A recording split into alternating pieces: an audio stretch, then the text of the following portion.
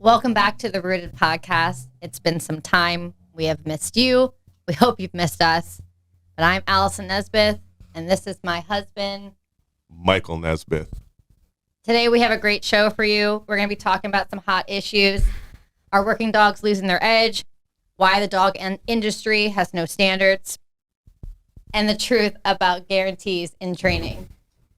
So we're going to get right into it. Yeah, so we're excited to be back. I know there was a bit of a delay, but we wanted to make sure that we got this right for you guys. So we're here. We're really excited. We're going to be able to get back on a consistent schedule with you guys now. And as you can tell, we've just upped the production quality. So we're a little different. We're a little different now. We also want to bring to you our sponsor for today's episode, Worthless Handler. Very much appreciate your sponsorship. I'm going to read it so I don't mess it up. This episode of the Rooted Podcast is brought to you by the Worthless Handler. Since 2018, Worthless Handler has been manufacturing morale and pissing off admin with gear that speaks the truth of handlers, trainers, and working dog enthusiasts. From bold patches to apparel, it's not just a merch, it's a statement.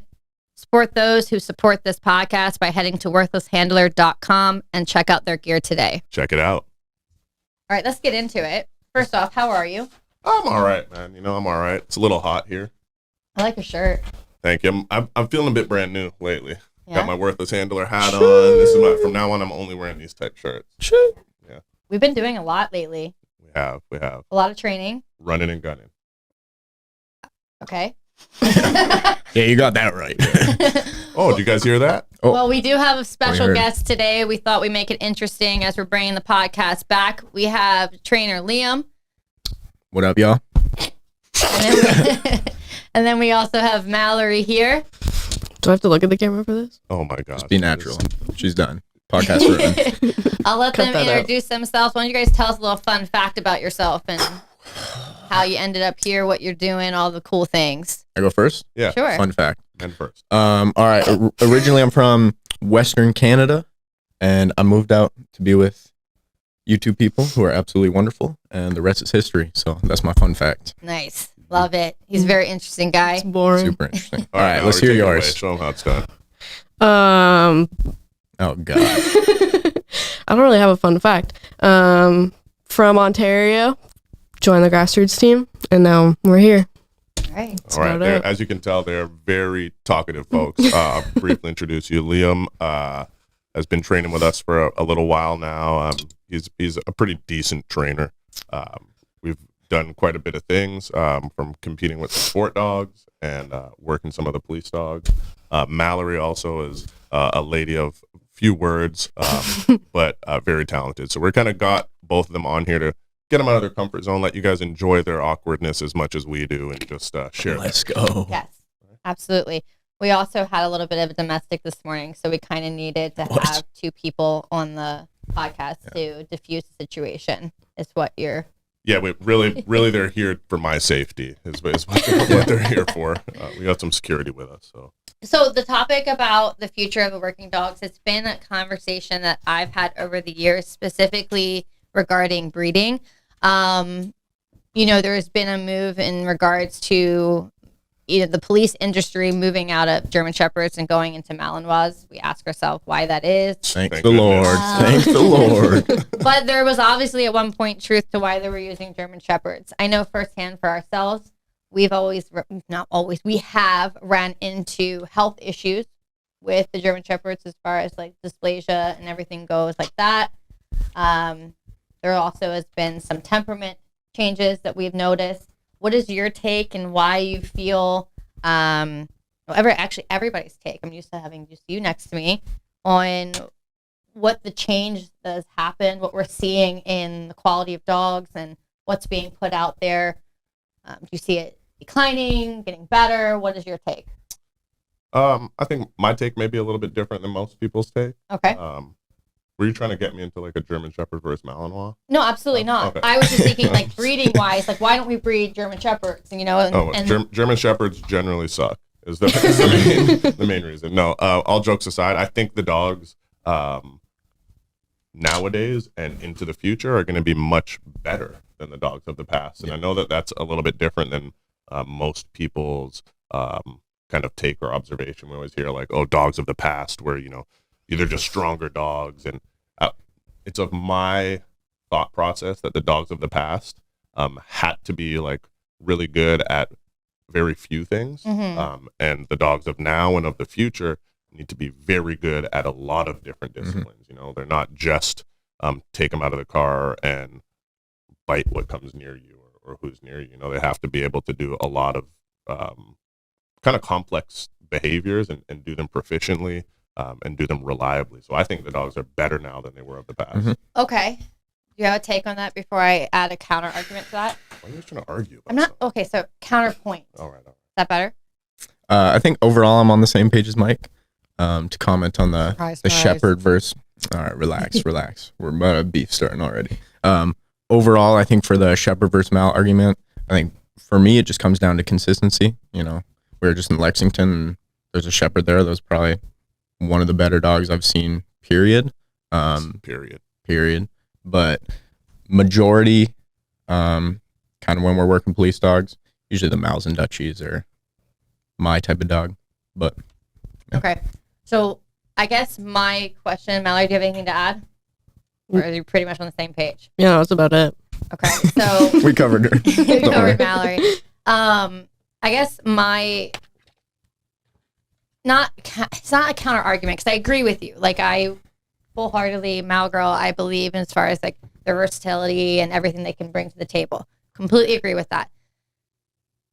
Back in the day, there was more adversive style training that was done with the dogs, right? We call it like the old school methodology in regards to, just kind of like banging on the dogs and then, submitting to the behavior that the person's seeking. Okay. Or the handler's seeking. Okay. You don't see that as much. So is that because the dogs are softer, or is that because training has evolved? Who doesn't see it as much? We don't see it as much. No, I think I see it pretty common still. I think that there's a lot of... But it's not as effective. I don't think it was that effective back then either. So you think they were just washing dogs more? No, I think they were keeping the dog. I think like a big change that happened is some of the stories get told from back in the day of like all the success that a lot of these dogs have allegedly had. Right. But there was also there didn't have to be any proof in the pudding, right? Nowadays, there's body cam footage of everything. So we think that, and it's of my opinion. That's a good point. We think the dogs are failing more than they actually, more than they were back in the day, because back in the day, it was just like, oh, yeah, the dog did great. Right. Right. You know what I mean? But I think now it's just everything is documented better. Right. There's more systems. So I don't think that it was necessarily like, oh, the dogs were handling it better. We had less demands of the dogs and they could fail in private. Okay. Do you feel like when you went back to like the point that you were making that you feel like their dogs are getting better and the evolution, the training and, just being more proficient in multiple different tasks, do you feel like that's also coming down to like better breeding and genetic selection when it comes to that? Yeah, I think it's like the problem is pretty complex because there are more dogs working now than there have ever been working. So that I do think that breeding and genetics, like the talent pool is watered down quite a bit. Just because of the demand on the dogs, like we've talked about before. The last time I went over to Europe and tried to buy dogs, what that experience was like. There's a lot of dogs there, and someone's buying the dogs, For sure. So like there's no shortage of demand. So I think that there's probably that is playing a big role in it. But I do think overall the talent pool for dogs, I think, is better. Okay, so I have a question. All right, let's hear it. We're talking about selection and that you think that there are ample amount of dogs that can do the job. You had 100 dogs in front of you. Yeah. How many of that would make the cut? We're just taking a general sample size. Yeah. Yeah, like statistics Like, wise. well, not like let me preface. They are bred to, we're not talking about like you're going to SPCA and you're picking a dog. Some rescues. Okay. Okay. So 100 dogs, you go on a buy trip. How many of those do you feel would have the Michael Nesmith stamp of approval and Liam and Mallory stamp of approval? I'll say we probably could find a good 10. So 10%. Yeah, 10 to 15%. Okay. Yeah. Okay. Yeah. Liam? Probably on the same page. But that might be 10% before health testing if you're overseas, and then it's 0% after that. So. Okay. Mallory? Are they Mals or German Shepherds? Because the percentage is going to range depending on. Let's say they're ones you Mals, got. Dutchies, and Shepherds. Oh, then I'm going lower. It's a Okay. salad. What? 2%. What? 2%. So 2%. So let me ask you, Uh-huh. 40 years ago, what would be? 40 years ago, I wasn't even. Okay, but this is all hypothetical. Okay, hypothetical. The reason why I'm saying. Because hypothetical, go ahead. The reason why I'm saying 10 to 15% for what I would want, but that like there could be other people that in that same collection of dogs finds 40%, right? Like it's. I think selection. Well, we already kind of discussed it a little bit in one of the other podcasts, but I think it's so specific to the person doing the selection process, right? So like maybe I find 10 to 15, Mallory finds 2%, you find, but it's. I get that, but I'm saying, to be honest with you, that was a lead up. You didn't catch that. All right. Basically, what I'm trying to say. So if simple math, if demand's starting to become increasingly high, okay, if everyone's buying up, let's say, the nicest of the nicest dogs, okay, those dogs are now they're no longer part of a breeding selection or a breeding pair. Like we can't utilize those to breed because now they're on the road. Who said you can't? Into the mic, Allie. Well, stop it, Liam. I'm trying to help. So what I'm trying to say is that a lot of times once we know this, once we get a dog and we're like, damn, this is a fire dog, now we sell it, it's usually out of our breeding program at that time. Usually, Michael, it's happened twice out of all the dogs we sold. So you can't say It's only two. all these little faces during. Only two of them that I wanted to breed to. That's not true, though. That's not 100% true because I feel there's like, one I feel dog. like you're gaslighting me right now. Yeah, There's she's one dog gaslighting. specifically. I know you wish you could have bred off of that we haven't had a chance to. Let's. Oh, okay. Yeah. Let's go through the list. Let's so there go through are the dogs list. that we have sold that you wish you could have bred off of. Okay. Now, what I'm trying to say is that breeders are then at that point pressured to keep the ones that are mediocre. And I'm not saying us, but I'm saying breeders in general, because they want to sell the top dogs. They want to have the best dogs on the road. Wait, can you elaborate on that? Why? She's just saying like the best dogs get sold, get removed from a breeding program because they're sold. So the breeders are using whatever's left over as their breeding stock. But I think I feel like typically, like maybe that's the case for us because we value putting really nice dogs on the street, but typically vendors are holding back the real good stuff unless you have. Okay, so then let's talk about they're holding back the real good stuff. Is that also affecting now the ratio that's what's getting bought and that's not being able to be selected? Yeah, I'm sure. So what's the solution? What's the solution? Yeah. Get better with your selection of dogs. Just because, But it's not about selecting better dogs. No, it's it about is. No, but it is It is because if if they show you a mediocre dog that you wouldn't like, your selection shouldn't adjust based off of the available dogs. Your selection should be what the standard is to your selection, and if the dogs meet that standard, then you select them. If they don't, you don't select them. Okay. But what if everyone's standards are super high, therefore they're selecting the highest quality of dog, and now what's left to continue those genetics? So is the solution to have AI collection like before they get sold? Artificial intelligence collection. Chat GPT dog breeding.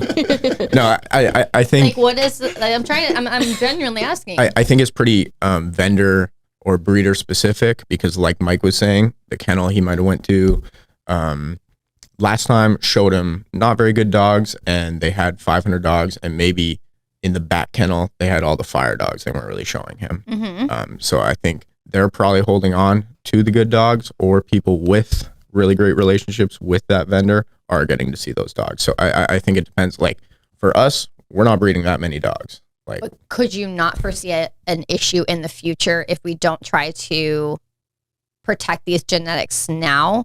If we know that those dogs that are really nice dogs are being sold and not bred? I'm saying maybe not a majority of the time, but a lot of the time it's the opposite of what you're saying. Yeah, I think like people that are actually into, like, we're clumping breeders and vendors kind of all into the same category, right? Like oftentimes those are separate things. So I think breeders that are passionate about breeding wherever they're at, whether it's Europe, North America, Brazil, Alejandro, those breeders are honoring their breeding programs. Yeah. Then the dogs that they don't want in their breeding programs for whatever reasons, those dogs make it to the vendors. So the vendors are often separate, most of the time separate from the actual breeders of the dogs. Yeah. No, totally. I get what you're saying and I understand. But you don't think some of the really quality dogs are being sold and not bred to keep those genetics alive? You don't think that's happening?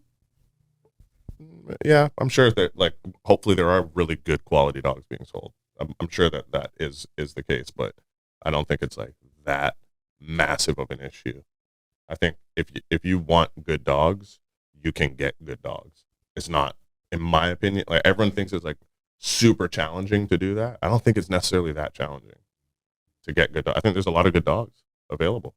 If you have the money to buy the dog and you understand how to select the dog, you can go get a dog. Is there straight bad man thing? Okay. I mean, I'm like 50. Nah, I'll be a little bit. I'm like 60-40 on it. All right. Can we loop back just so we're all on the same page? Your concern is that people are kind of gatekeeping the good dogs, or actually not gatekeeping the good dogs. The good dogs are going, so now these are out of the gene pool because they're with agencies. Well, I'm just saying, like, shouldn't that be a concern that we kind of all talk about? Is that a concern if we're talking about not only is training standards, becoming higher, selection becoming higher, are we not concerned that if, as breeders, because that's something we do here, if we consistently sell the best of the best dogs, what is our breeding pool going to look like eventually? No, I'm not concerned. Okay. I feel like, can we use our last litter as an example? Sure. So how many dogs are we keeping off that litter personally? Well, ironically, that last litter was all females. For sure. So that was like kind of like, well, this is a breeding litter. Whoa. Sorry for the cursing. Whoa. I'm sorry. Demonetize. Sorry. We are not getting any ads. This episode of The Rooted is brought to you by Worthless Handler. Since 2018, Worthless Handler has been manufacturing morale and pissing off admin with gear that speaks the truth of handlers, trainers, and working dog enthusiasts. From bold patches to apparel, it's not just merch, it's a statement. Support those who support this podcast by heading over to worthlesshandler.com and check out their gear today. Shout out, Gary. Standards. All jokes aside, besides that dating portion that I do believe in, I do believe standards have definitely decreased. Do you think that there is a problem within the industry that certain standards aren't kind of like laid out, like how a plumber or an electrician, like there's standards that there are certifications they have to acquire. There's a governing body that regulates that. There's testing, all that jazz that goes into being able to label yourself a certified electrician. Do you think the industry is missing that? No, dog training? No, I think often us as dog trainers think what we do is way more like important than it is. It's like, do you need to be like certified to be a parking attendant? Like, should parking attendants be certified if you work in a parking lot? I don't know. I No, mean, I feel like you can get on the job training to figure out how to be a parking lot attendant. okay, so you're saying like the practicum behind it is enough to make them a efficient parking attendant. Yeah, I'm saying like there are jobs that still require some skill, but there doesn't necessarily need to be like a certification board to say, hey, this I think generally speaking, the industry and the market kind of determines who the cream rises to the top, Right. Creme de la creme, Right. You feel me? So I just kind of want to. I feel like Mallory may have a different opinion than that. And I kind of want to argue with her a little bit. So let's hear it. Mallory, Debate. What do you feel about standards as dog trainers? No, like I feel like it'd be hard to get certified as like a dog trainer because there's so many different methods. Where like an electrician, it's like I don't know much about wiring, but this it's is like the way to apply yourself. like, there's I don't like know much one about method wires. to like work with Right. wires. But like dog training, there's like different methods that you can use. Like there's positive, like all positive people, balanced. You can do both. Like Right. there's like different ways to do things. There's no kind of Valid. right or wrong. Yeah, I think also anytime that the government gets involved in like certifications and Right. like I feel like who are you? How do you? What gives you the ability to certify a dog trainer? And also, it's dog training. Like it's not that complicated and sexy. It's like okay, like particularly if we're talking about like the pet dog side of things, like oh, you taught this dog to sit. Wow. Oh my gosh. You're certified. You should like I feel like it's not that relevant. And anytime there's certifications, that becomes like, oh well, I'm buddies with the person that does me and you train the same way. So now I'm certified and like, what does that mean? So what deems a good dog trainer in your opinion? In regards to pet dogs and Let's do both. I think overall in both, a good dog trainer can create reliable behavior in a dog. But if you're selling your dog training, that the most important part of being a good dog trainer is creating reliable behavior with other people's dogs and making sure that they understand how to continue doing that. Okay.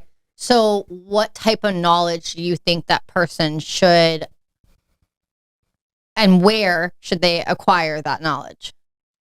Where should they acquire the knowledge? Yeah. And how?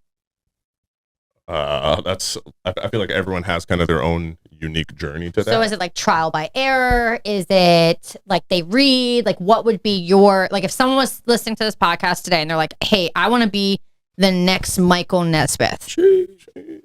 Okay. So you have a background in pets as well. You predominantly only do police and military now. What would be for both avenues? Yeah. Your suggestion on how to do those things, gain that knowledge, and how do they filter out the what we're calling like the no stand or like the Instagram dog trainers? Like how would they filter all that out? The talking heads, The if you will. talking heads, is that what they call them nowadays? Is that what the kids are calling I feel them? like Yeah, we some have to get people- working definitions for it to have this conversation. So It's I true. think I don't think that there's anything wrong with like the quote unquote Instagram dog trainers. Kudos to you, have at it. Like I think support talking you. heads was better. Yeah, I don't even think there's anything wrong with the talking heads. Like, but what we're saying when we say talking heads, for our definition here, is the people that have like a lot of online content where they're speaking about dog training, but very minimal online content where they're showing you the actual work. Okay. Right? And I sucked at math, but one thing I know is in math you got to show your work. You know what I'm talking about? You got to show your work. For real, So for real. as a dog trainer, in this world, I kind of look at it a little mathematical. Okay. You know, you got to show your work. Okay. So I think you don't need to filter out the Instagram dog trainer stuff. I think that you need to look at that stuff. There's a ton of knowledge and a ton of value there. But also make sure that we're seeing people show their work, and that is where you can grab some of your knowledge. I think the best way that I know how to do this is to find someone that you like how they train dogs, you like how their dog looks, Yeah. and either get over closer to them would be the ideal way. Get close to them, try and get them to mentor you, and figure those systems out. Like that to me is where the most value is. Of course, there's value in reading books and listening to podcasts. This is like me doing an anti-podcast. Yeah, well, we're on a podcast. But like there's value in these things, but it's hands-on. You got to get hands-on, and you got to be hands-on with guidance, not just like throwing stuff at the wall and seeing what sticks. Yeah. Okay. I agree completely with you. And then you put in your Instagram bio, certified dog trainer, then you're good to go. Just slap it in there. That's what I did. That's what I did. Okay, so just to, also include Liam in this, if there were standards, okay, hypothetically, if there were standards and they could be introduced tomorrow, what would be one thing that you would mandate be introduced?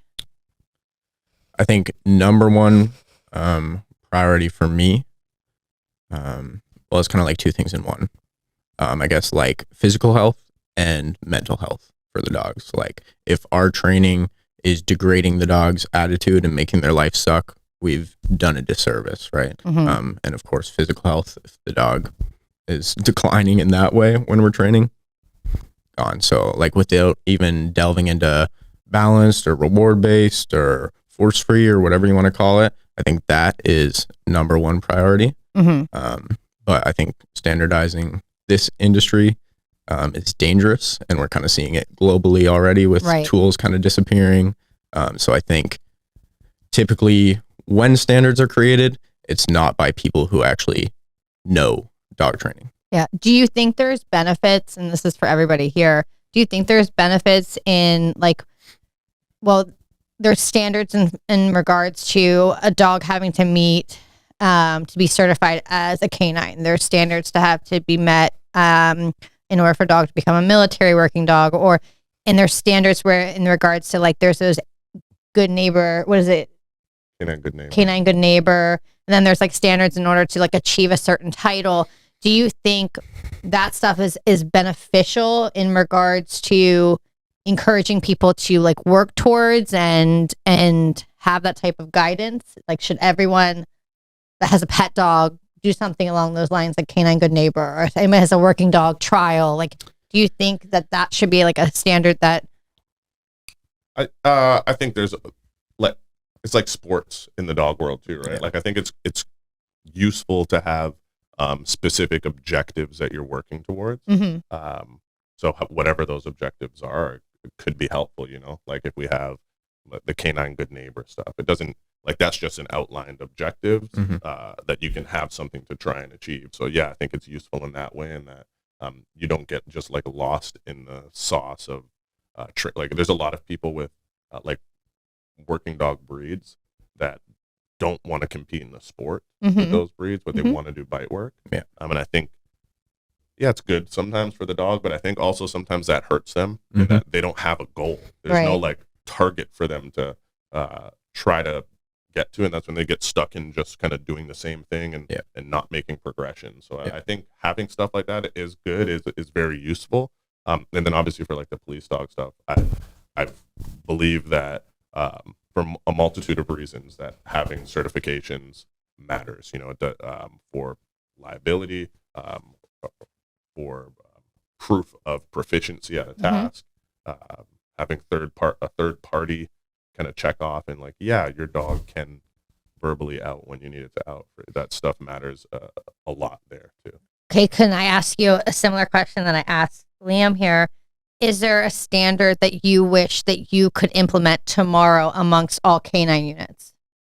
Like police stuff?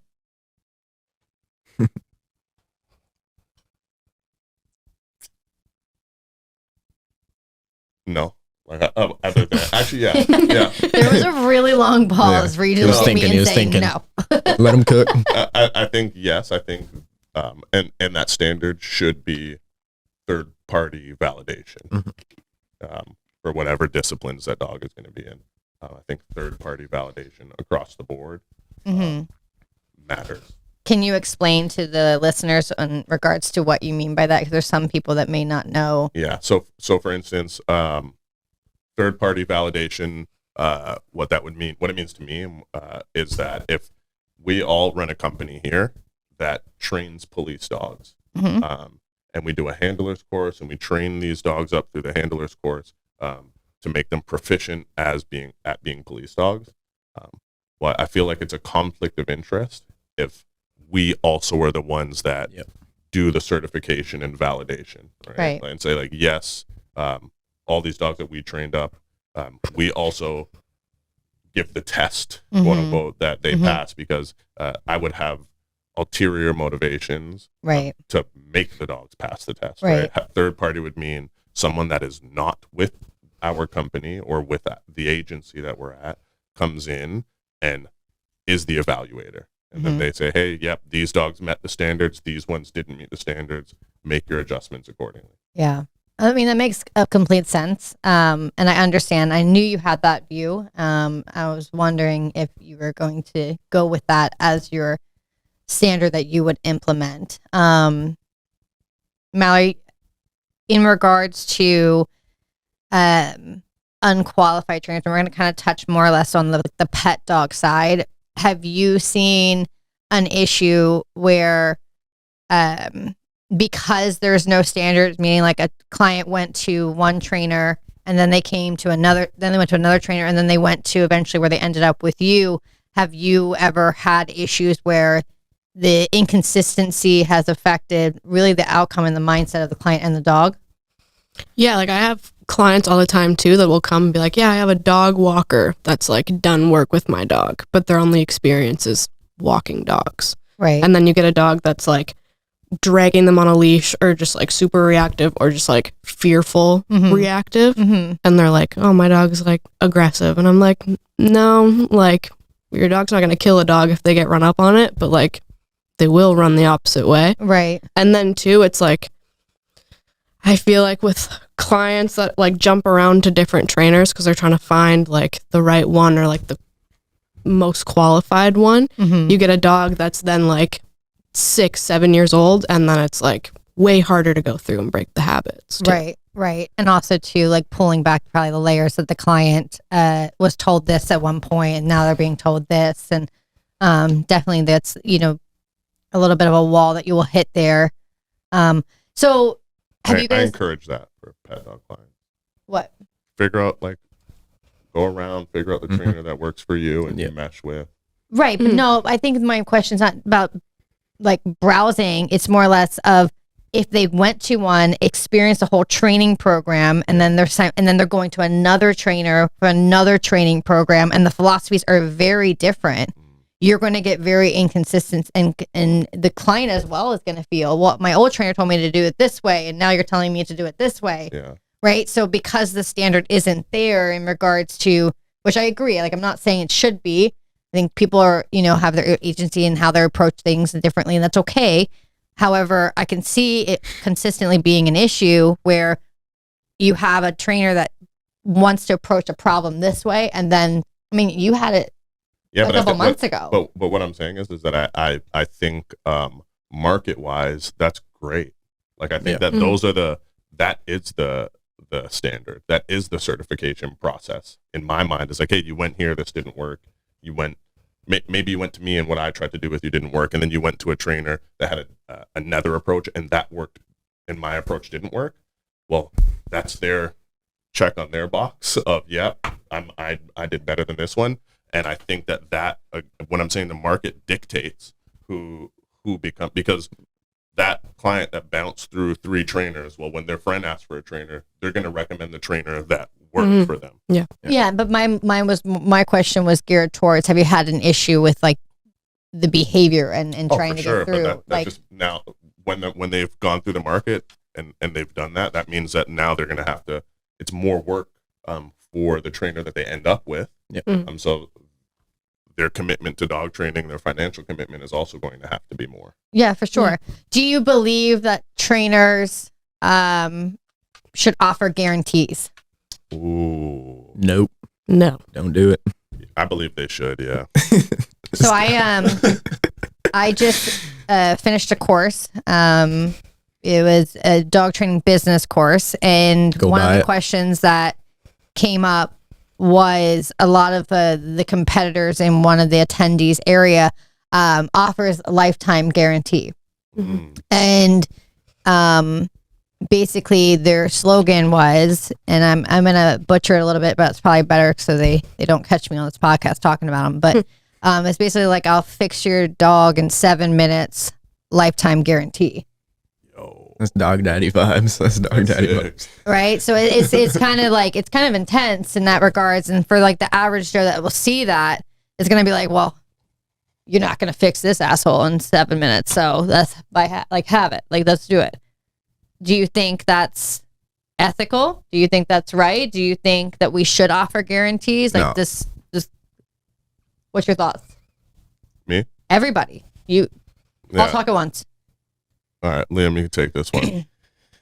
I think like the overall biggest issue I see with this is dog training is kind of fluid. Like, it's not often we have a dog, let's say for a board and train, that's the exact same as the one before, right?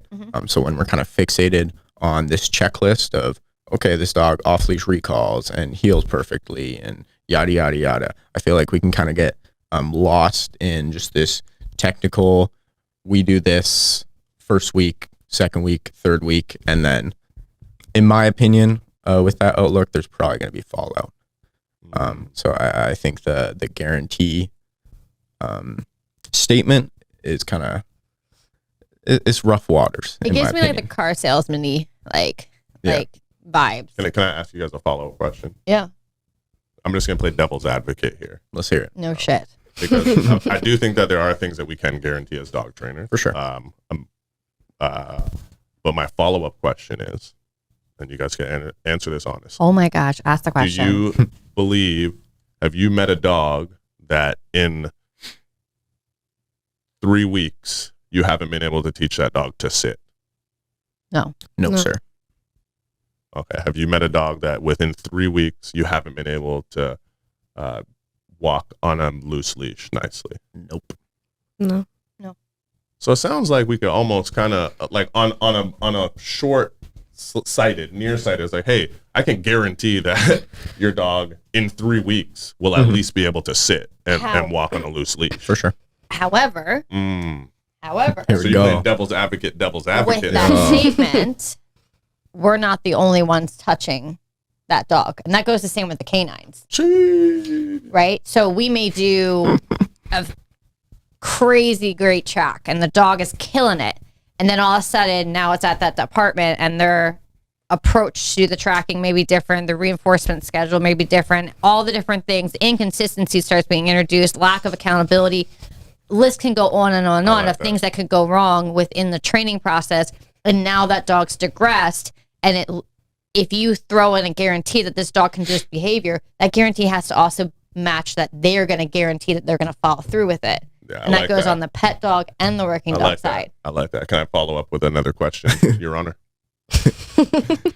Go ahead.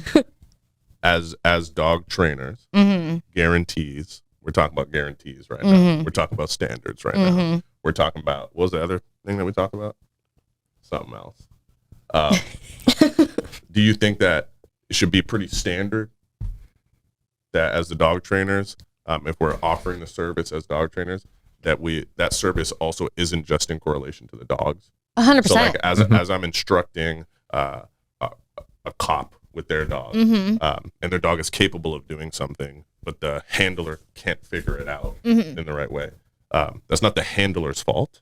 That's me as the instructor's fault. 100%. Right. So that kind of ask that question to say, hey, if we've taught this dog how to track, or I've taught Fluffy how to sit, and the owner or the handler is having trouble putting those things together. Yep.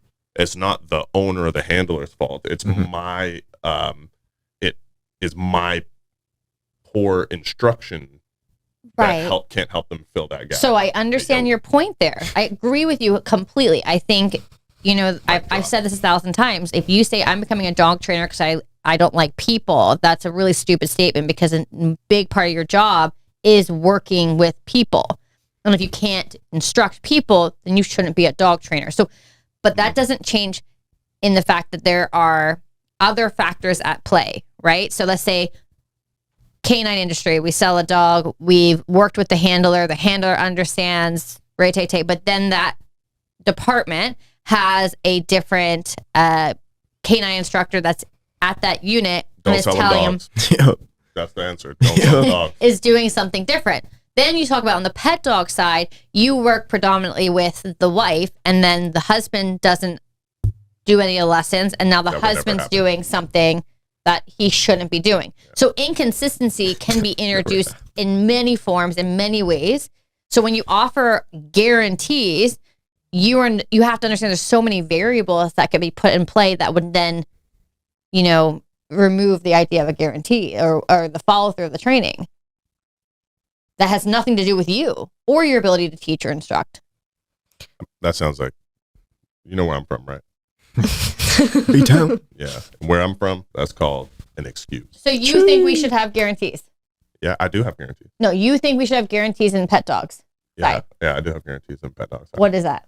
What are your guarantees in pet dog side? We guarantee our service.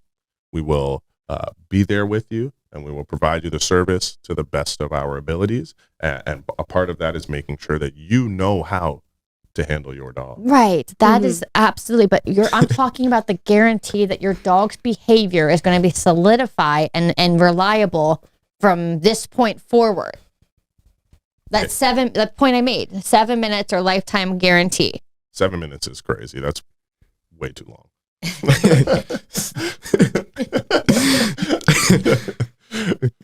I think guarantees definitely. Like I said, I'm playing devil's advocate a bit. I think guaranteeing behavior.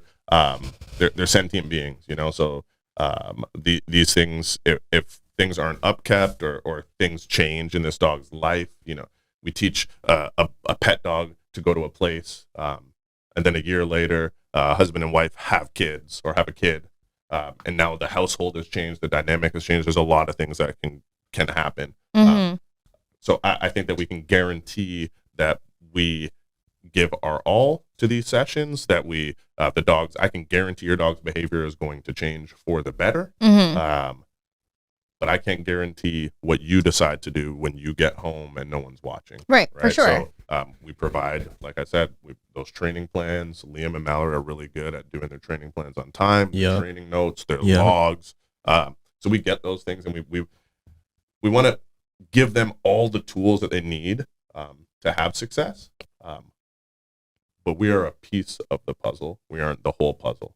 Right? Yeah. We're going to put the pieces where they need to be, and then we're going to... and then it's good to go.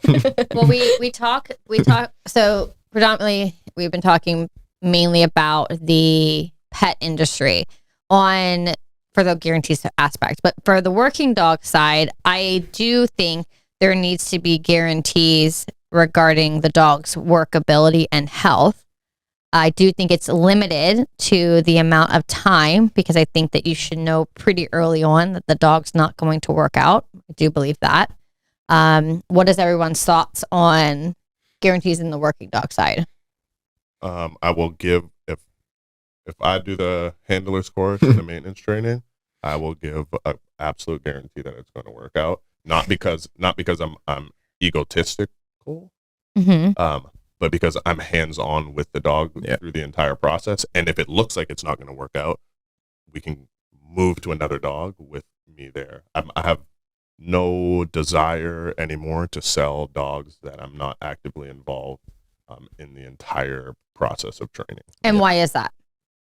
Because once the industry standard changes, and there's not working guarantees, that I think that should be wiped off the map.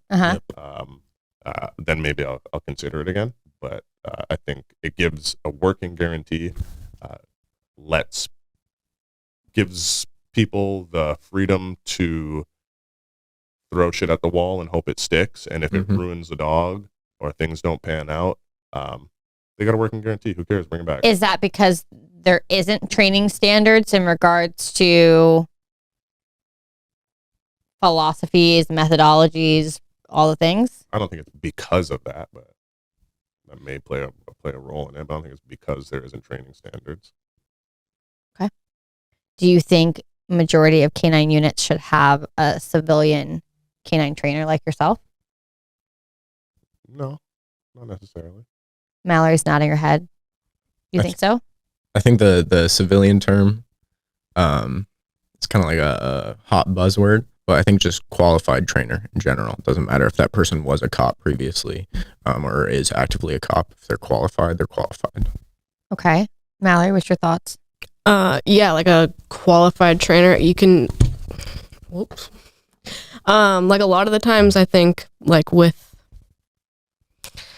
the trainers that were cops before get a lot of old information, and then there's more opportunity now for them to go out and find new information and then start using it.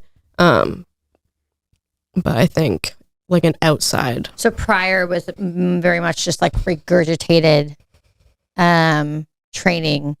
I don't know. I think some of the best trainers that I know Yeah. are cops or retired Yeah. cops. Like We were just in Kentucky, and a lot of the dogs there had sport dog level control, and were just kind of quality overall. And I'd say that was due to the trainers that we spent time with. yeah, I think a But then good doesn't that trainer is like a counterpoint good what you're dog. It's saying, just then? where you find them. Mhm. You know, For sure. But then doesn't that counterpoint what you're saying, that you're not willing to sell dogs anymore without you being involved in the handler course? But if you feel that majority of them are No, qualified, not majority. Yeah. Not majority. Not what did you majority. say then? I said that there are a lot of good trainers that I know That are are cops. cops Okay. or retired cops. Okay. Okay. So what you're saying in regards to like, it doesn't necessarily need to be a civilian trainer. Yeah, like, just a but good just, trainer. just a good trainer. Quality training. And again, then we base that good on experience and practicum that Yeah, they've had, not just. I look at the same as results. pet dog Results. training. Proof is or- in the yeah, pudding. proof is in the pudding. Yeah. So I'm from the just show me results. state. Yeah. Okay. I'm from the show me state. So let's just say they do have like an internal trainer. Yeah. What results are they basing that off of then? Their internal results. But like internal results meaning like deployment, or like you just got promoted because you've been in the unit this long? No, I'm like not talking what? about. I'm not talking No, about no. dogs. I'm talking about dogs. Yeah. I understand you're talking about dogs, but I am asking if you are saying you're no longer comfortable just selling dogs unless you are part of that handler course, Mhm. okay? Until standards, what working standards change, workability guarantees change, okay? So if you're saying that, and obviously we can't duplicate you by 100, like we can't do that. So You would love that. how Yo.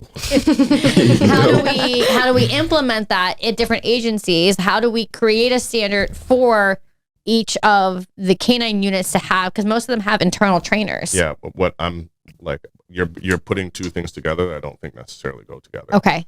My personal opinion is I don't want to sell green dogs to anywhere that I don't want, that I'm not involved in the training. Okay. I don't plan on changing the entire canine industry. I plan on just the dogs that I have my hands on, doing the best that I can by them.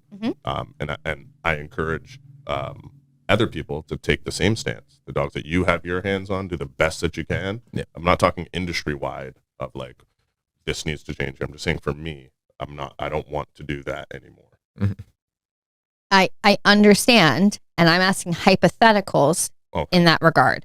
I'm asking hypothetical if, like, what could impact canine units the most in regards to the dogs having the best type of training. And you guys are saying qualified trainer. Yeah, qualified trainer. I think I got what you're putting down. So I think twofold. I think having a qualified trainer, dog person, doesn't necessarily coincide with qualified cop person. Yeah. Right. So I think what really could help a shit ton of units is like find the person that is available, that is the most qualified dog side. Find a separate person that is most qualified cop side. Let those two people work together. The dog person says, hey, or the cop person, so tactics and all of that, they say, hey, we want the dog to be capable of doing this. Is this possible? The dog person says, yeah, that's possible, or that's not possible. and working together in that way, they can maybe the tactics guy, cop guy says, we want the dog to go down the hall and down before it gets through that door threshold. Dog says, oh yeah, we can do that. We can definitely do that, and let the dog person do the dog stuff, and then mesh it into the cop stuff. right, intertwine. Yes, entanglement. Entangle. I agree. I think that's awesome. I think you're awesome. You. Rizzler. Well, we've covered a lot of fun topics today. I will say that. Hope we didn't overload you guys with our hot topics. Hot topics. Yeah. Wrong podcast. Yeah. I know. I was overwhelmed. That's later. So with that being said, do any of you guys want to share anything? Liam, what do you got going on? Lots of stuff, lots of dogs. Kind of traveling around right now. So I've had my hands on a lot more dogs.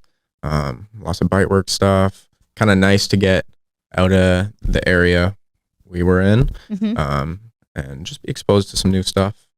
Lots of police training, meeting some great people. Yeah, we have been meeting a lot of great people lately. It's true. Like, truthfully, we've been meeting, because I definitely miss our peeps, but we've been meeting a lot of cool people as well. Peeves? Or what? Our peeps. Oh, I think you said peeves. Peeves. Like, ask peeves? I don't really know. Oh, good. Heavy good. Heavy good. Mallory, what about you? Kind of the same. Like, I'm getting more experience, like with the police dog side of things, which is nice. Couldn't really. You also just completed something recently. The business course. Yeah. Go buy it. Go buy it. CEO.